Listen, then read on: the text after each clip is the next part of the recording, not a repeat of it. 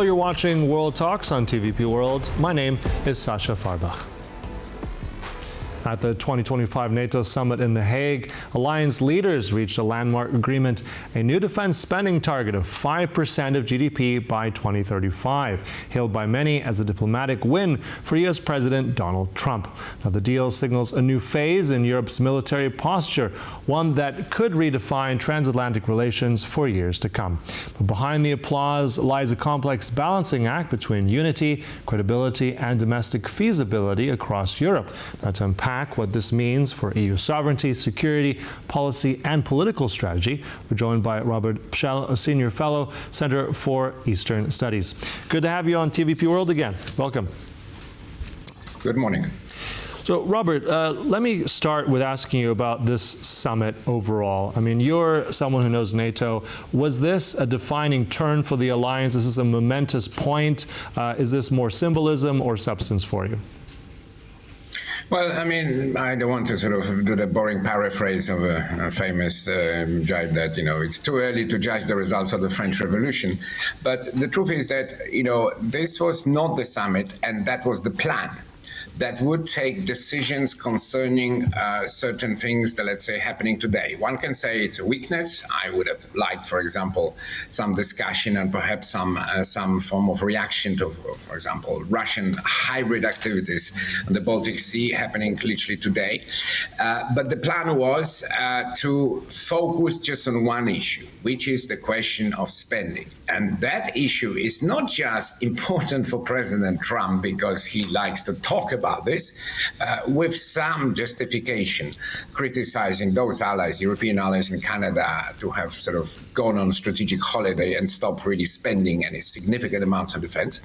But it's absolutely fundamental, particularly from the frontier states, all across from, literally Finland, Sweden, Poland, Baltic countries, etc. These countries are spending either close to or next year some will even cross the 5% barrier. But the problem has been with other countries, rich countries, G7 countries.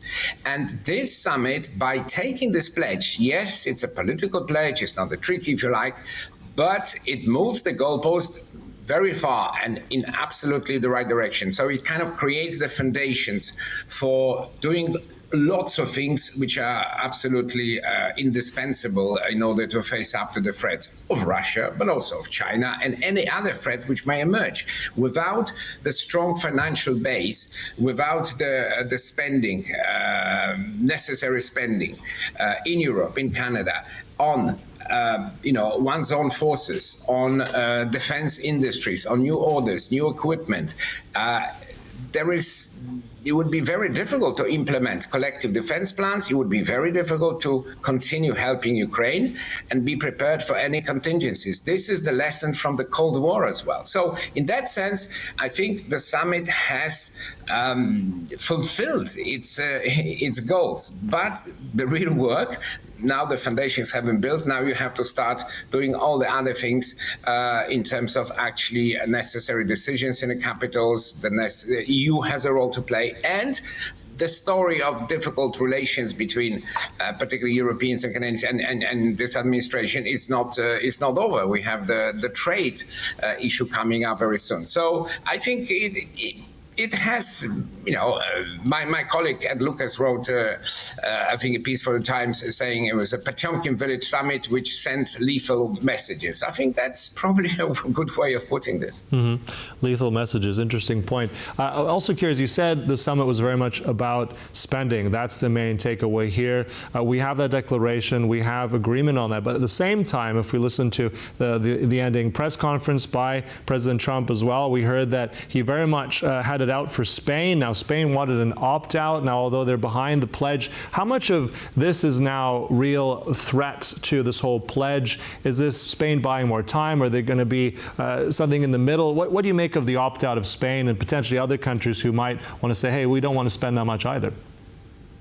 Well, the Secretary General and other leaders are saying this is not an opt-out because at the end of the day, the language has been agreed by everybody, including Prime Minister Sanchez. But that's kind of papering over certain cracks. The truth is that, yes, Spain has been the most vocal, the most public opponent of this high level of ambition, claiming that the budgetary realities are such that you can't really do it. Moreover, which is perhaps even more worrying, one has heard Prime Minister Sanchez talking about security threats that his country facing, which frankly look a bit different to what is just agreed, in terms of the actual communique. So that is a problem because there's some other countries, not so much hiding, but behind Spain, such as Belgium, Slovakia, and a few others, who Italy, for example, who claim that this is very difficult. So, it is true, this is a real problem. But having said this, think of the alternative. If there was no pledge of this nature, and there's also a pledge concerning the defense industry, which is very important too,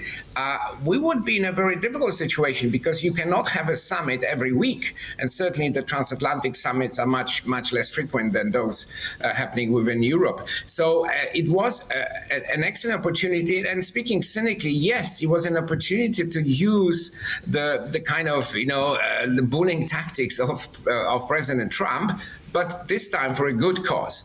And I think that was, if you like, achieved.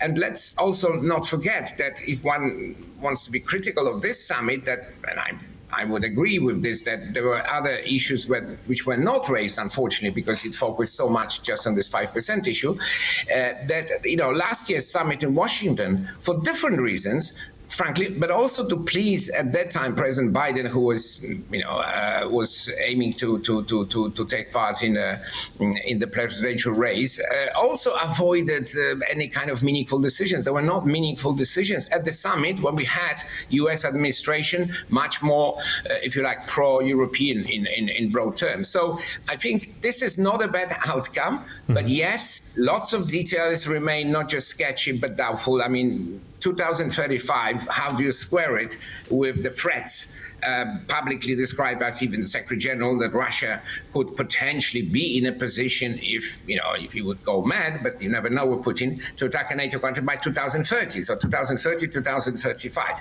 So it's not perfect. It's actually, there's been a lot of, even sort of language that one cringed listening to this sort of bowing to the imperial kind of mindset of President Trump. But the ultimate result fit the most important priorities of defense for the frontier states and for the European security, because without the US input, it would be very difficult and we face big challenges. So right. On balance, I think if the implementation starts now and everybody's got a role to play, people will remember the summit as a success. If there is no implementation in a proper way, then of course we look at this differently. But for that we need a bit of time to make a proper assessment. Right. You mentioned priorities there, Robert. Now I want to also ask you, because what seemed to be very absent, first of all, the final declaration from yesterday was quite short. I think around 6 paragraphs.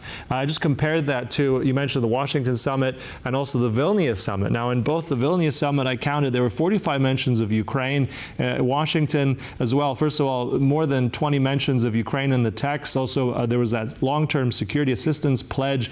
None of that was really in the pledge from yesterday. Has Ukraine now become a secondary point now for the alliance? How do you analyze all this?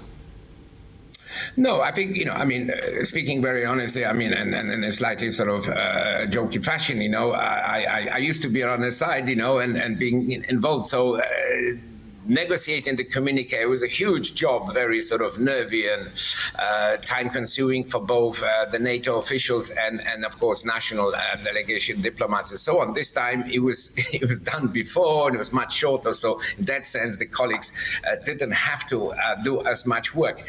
But one also has to point out that politics is about choices. And, if we were to, if the allies decide, Secretary General can suggest, but allies decide, if allies were adamant that you needed the classical kind of communique in which you would spend more time analyzing the threat, for instance, posed by Russia, talking more about the Ukrainian perspectives to become a member, etc.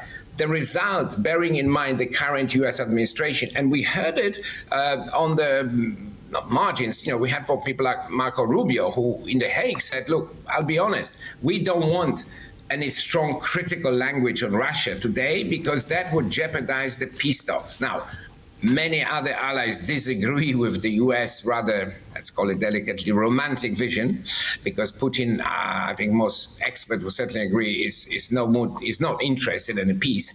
But this has to be taken account. So if there was a different strategy chosen, the result, in spite of good intentions, might have been much worse for Ukraine, for the transatlantic unity, and actually Russia probably would have been happy. Whereas today, I have a feeling that the one party we don't talk about, which is not happy with the results of this summit, is the Kremlin, it's Russia itself. And that actually is good news in my view, irrespective of all the weaknesses or the things which have not even been discussed or sufficiently discussed in detail at the summit. Mm-hmm. All right, so as you said, I think in terms of spending, there's a win. Now comes the hard part, if you will, and see how all these things play out and how the spending really does look like in the future. Look, we'll close it there. Thank you so much, Robert Pszczel, there for that really engaging analysis. Always a pleasure. Thank you.